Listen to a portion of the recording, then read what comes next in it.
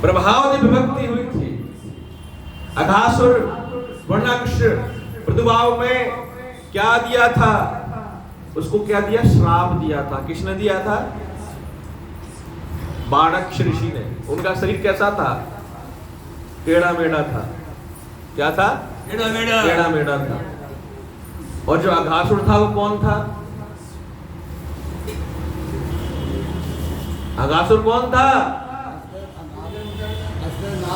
अरे सुबह तो संकल्प कराता हूं मैं आपको, भूल जाते हो। किसका संकल्प कराता हूं?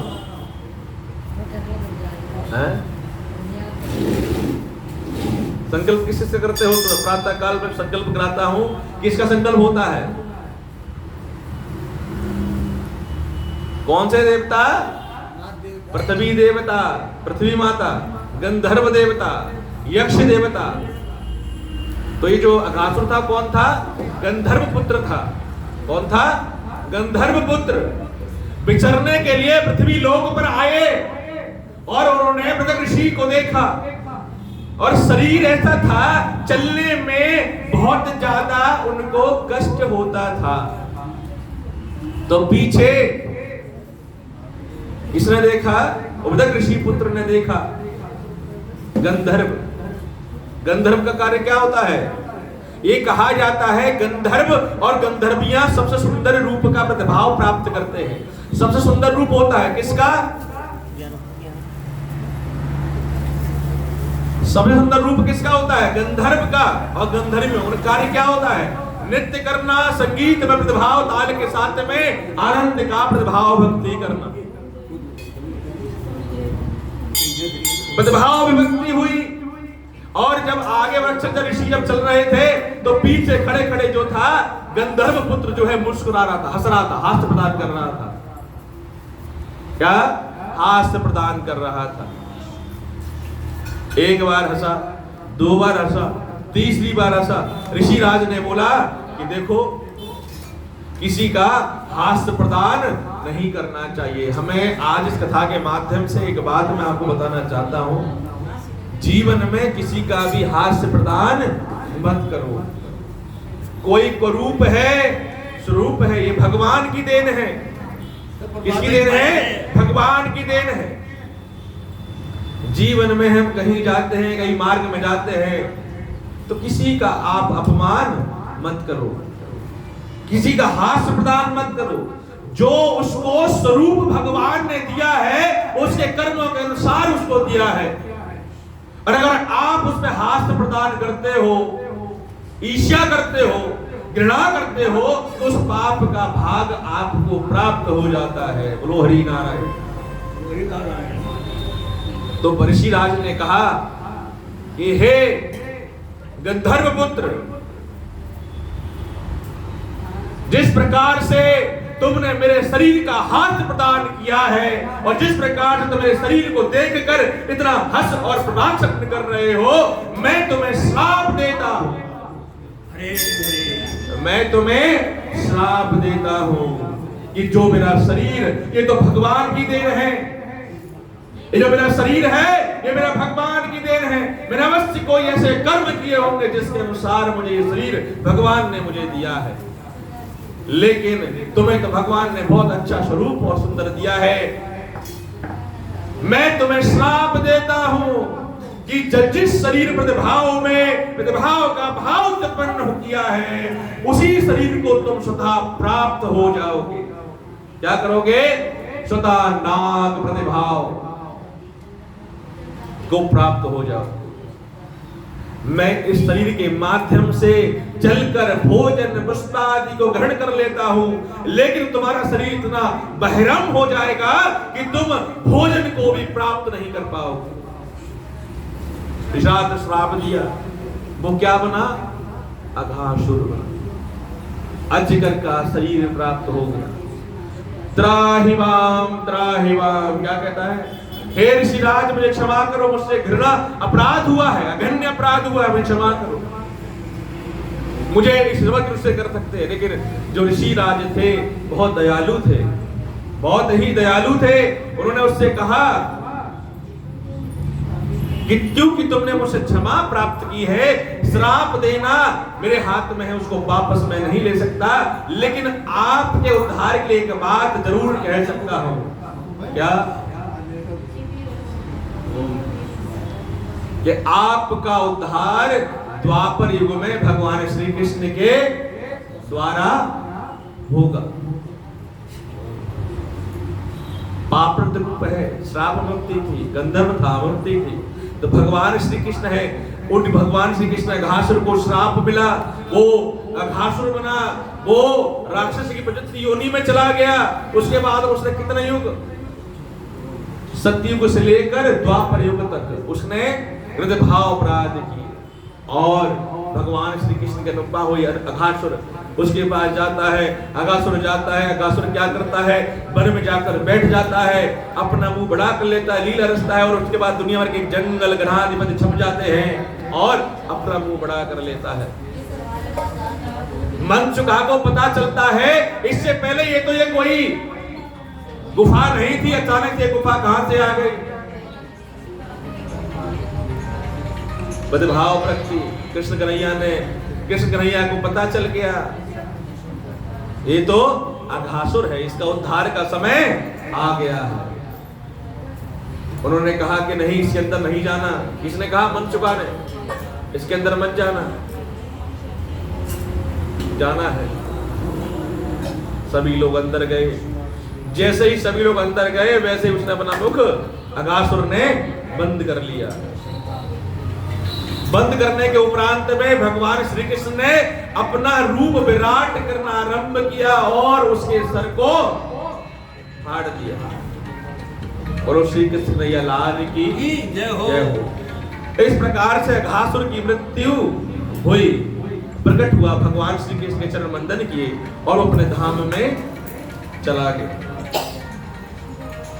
उसके बाद में कौन आया? बाणासुर आया। बाणासुर आया। कौन आया? बाणासुर आया। बाणासुर ने किसका रूप बनाया था? चील का रूप बनाया। चील। श्री कृष्ण भगवान अपने सखाओं के साथ खेलते हैं, आता है, पकड़ता है, घृणा करता है, युद्ध चलता है भगवान श्री कृष्ण में। भगवान श्री कृष्ण को भी उसका भी वध कर देते हैं। मन का प्रेम देखो, सबको लगता था कि ये प्रतिभाव की विभक्ति का कारक तो बन जाता है, लेकिन षड्वत्सल प्राप्त नहीं बन सकता। भगवान श्री कृष्ण की अनुकंपा और प्रारब्ध की प्राप्ति। भगवान जितने भी बाणासुर हुए, अघासुर हुए, कृतासुर हुए, पूतना हुई, ये सब पूर्व जन्मों में श्रापित थे, जिनको श्राप मिला था। अलग अलग लोग अलग अलग प्रभाव में, अलग अलग युग में सबको श्राप मिला था। उस श्राप की मुक्ति के लिए भगवान ने इन सब का वध किया था और इनको मोक्ष प्रदान किया था। भगवान की अनुकंपा जो होती है, हम सभी से अपराध हो जाता है, लेकिन हम सभी को चाहिए कि हम सभी भगवान के नित्य चरणों में नित्य दिन प्रतिदिन हम अपने अपराध की क्षमा मांगे और उनसे कहें कि प्रभु हमें भक्ति प्रदान करो। क्या करना चाहिए? अपने अवगुणों को उजागर करना चाहिए और अपने सदकर्मों को और धर्म को छिपाना चाहिए। इसमें चोली में नहीं, अपने हृदय में छुपाना चाहिए। डेबिट और क्रेडिट, अर्थात डेबिट मतलब दे देना, क्रेडिट का मतलब ले लेना। तो हम लोग क्या करते हैं? हम लोग अपने पुण्य कर्मों का उजागर करते हैं। क्या करते हैं? कि आज मैंने ऐसा किया, क्या किया? और पापों को भंडारा किया, आज मैंने ये किया, आज मैंने वो किया। और जो पाप कर्म करता है उसको क्या करता है? छिपाते हैं, छुपा लेते हैं। थप्पड़ मारी, नहीं मारी होती। हमें अपने जीवन में पाप कर्मों को उजागर करना चाहिए। लोगों के सम्मुख नहीं तो भगवान के सम्मुख कर सकते हो। किसके सम्मुख? भगवान के सम्मुख कर दीजिए, क्योंकि भगवान के सम्मुख करेंगे कि हे प्रभु, मुझसे ये अपराध हो गया है, मेरे इस अपराध को क्षमा करने में मेरी सहायता प्रदान करें और किस प्रकार से मैं इसका प्रायश्चित कर सकता हूं, वो मार्ग मुझे बतला दीजिए। प्रतिभाव प्रभक्ति का कारक बनना ही प्रारब्ध का भाव प्रकट करता है। भगवान की प्रारब्ध प्राप्ति हो जाती है, उसके बाद में बारी बारी से असुर आते गए और सबकी मृत्यु होती गई। अब कंस जो है, समय बीता, भगवान की उम्र जो थी वो कितने वर्ष की हो गई? 11 वर्ष की हो। बोलो श्री कृष्ण कन्हैया लाल की जय हो। 11 वर्ष की उम्र हो गई। अब कंस ने सारे, जब उसके सिक्के फेल हो गए तो उसने, कंस ने प्रेम पूर्वक भगवान को अपनी नगरी में बुलाया। किसके माध्यम से? उसने कहा कि आज मथुरा नगरी में हमने कौन सा मल युद्ध का कार्यक्रम रखा है। कौन से युद्ध का? मल युद्ध का कार्य। मल युद्ध क्या होता है? हाँ, अखाड़ा में कुश्ती। कंस ने बड़े से बड़े पहलवान बुलाए, उनको खूब खिलाया पिलाया, सब कुछ किया। अब तो श्री कृष्ण आएंगे। भगवान श्री भोलेनाथ के कितने कितने वो थे?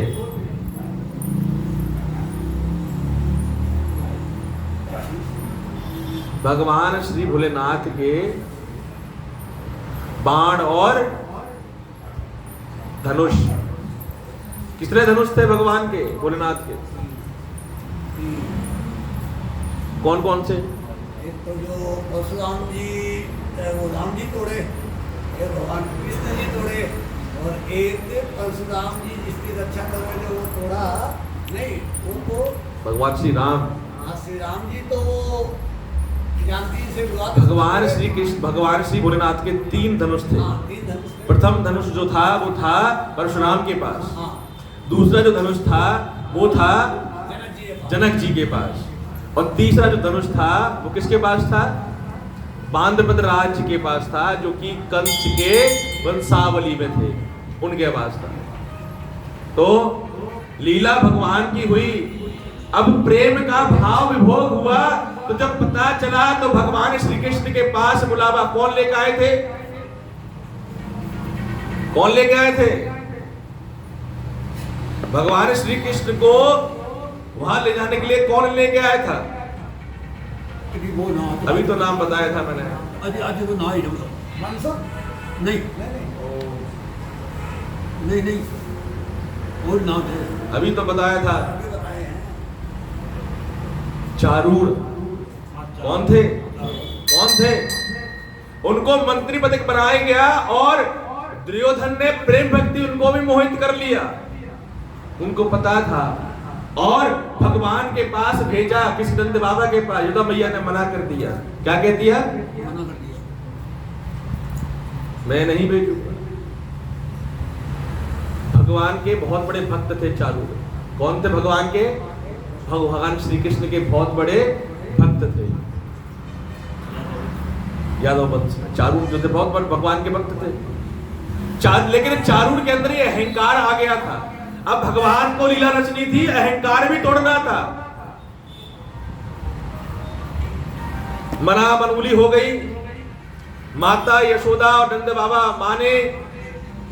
उधर जब भगवान श्री कृष्ण 11 वर्ष की उम्र थी, जब त्याग रहे थे, तो गौ माता, समस्त सखा, सभी लोग बड़े प्रेम भाव में विभक्त हो गए। हरे काना मेरो विषय विहाय मोहे मन दीजो, प्रेम भाव को निज मन सो, तेरो विचह नहीं सहावे, कर्म मुधि को भाव विहावे। बिछो इतना अधिक हो गया था, सबके नेत्रों में श्रु आ गए। नंद बाबा, यशोदा मैया कन्हैया को छोड़ने कोई तैयार नहीं है। इधर चारूर जो थे, रथ पर सवार थे, सारथी थे। उधर गौ माता के नेत्रों में अश्रु आ रहे थे। उधर मनसुखा और बाकी जितने भी सखा थे, जितनी गोपिकाएं थी सभी नेत्रों में अश्रु कर कर प्रदत्त रूप करते हैं, विछल करते हैं, अरे कन्हैया छोड़ के मत जाओ, कन्हैया मुझे छोड़कर मत जाओ। अरे मन मोरा प्रेम बिहाय कन्हैया, प्रेम रूप मन छाए रे, और तेरे बिन मेरो मन नहीं आगे, भाव विभूत हो जाए रे।